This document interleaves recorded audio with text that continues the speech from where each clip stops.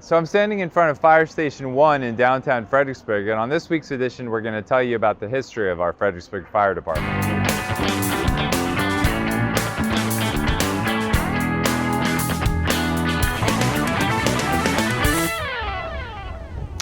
All right, so today we're on the 7th floor of the Executive Plaza, the administrative home of the Fredericksburg Fire Department, and we're here with Deputy Chief Mike Jones.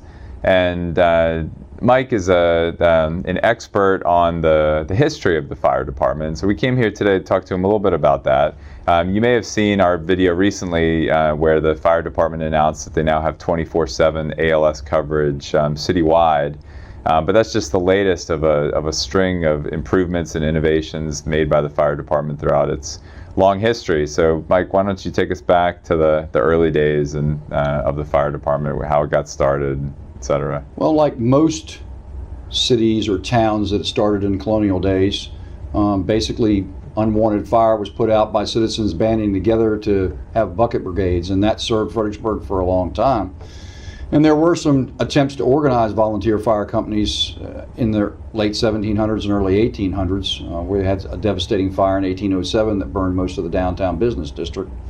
But nothing really came about organized that well until after the Civil War. In 1882, the City Council authorized the city to purchase a fire apparatus, which ended up being a hose cart. It originally started out being a ladder truck with ladders and everything on it, but it ended up being a hose cart. And that showed up sometime in the 1884 time frame. We actually have that hose cart. It still exists today. We can actually take it out and show it to people and things like that. And then the first fire for the volunteer fire company, as it was organized in 1882, actually happened in 1885. Happened right up near the intersection of between William and Charles, right there off Princess Anne Street. And hose cart was used there, and that's right about the same time that the city got its first waterworks. So we were able to use into the city's fire hydrant and work that situation there.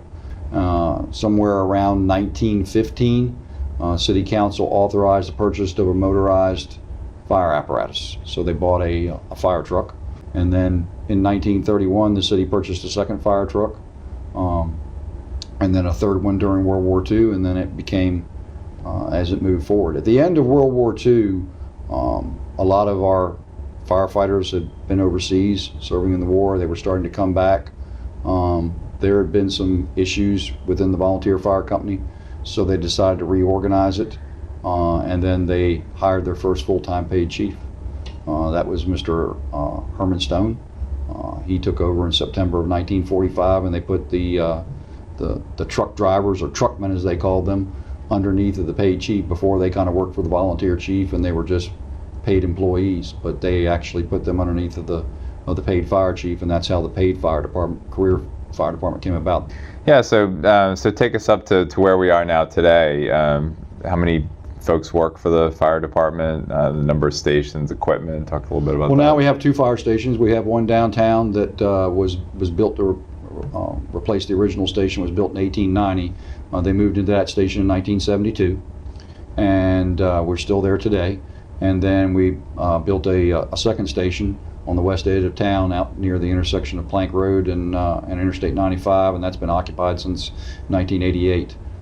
We currently have 62 uniformed personnel in the fire department and 2 civilians.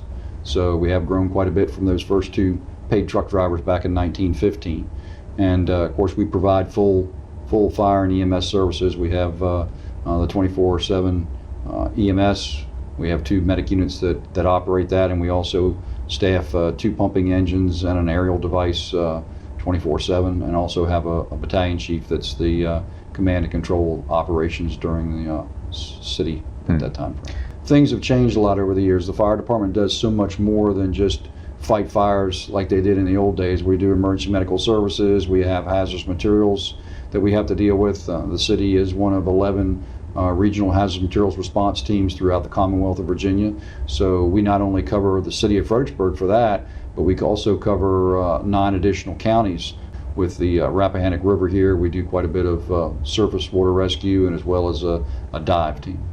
Well, I think I can speak for the for the city of Fredericksburg and our residents by saying that we appreciate everything that you all do, and great to know that y'all are there to help us.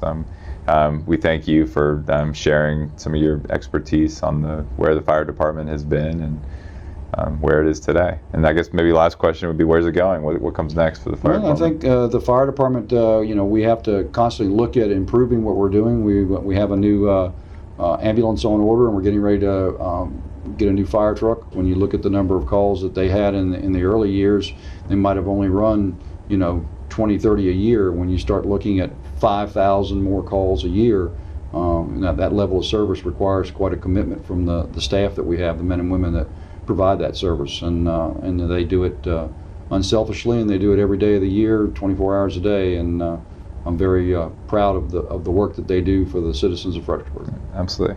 All right, well, thanks a lot, Mike. We appreciate you joining us today. Thank you very much. Yeah, that'll do it for this week's edition. Thanks for watching, and we'll see you next week. And be sure to subscribe to Freeling Finds by clicking on the subscribe button and hitting the bell so you'll receive an email every time we put out a new video. See you next week.